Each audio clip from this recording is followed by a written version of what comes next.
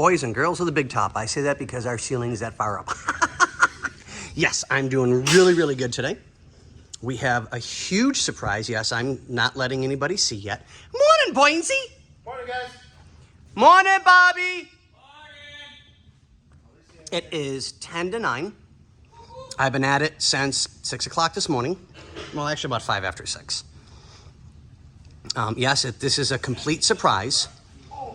So this is going to be labeled surprise video for owner.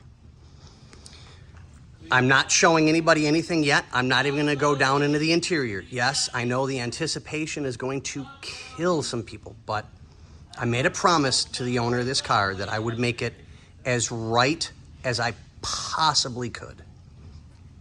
And I'm making sure to stick to my promise and find all and any information I can to make him the rightest car that we can possibly give him.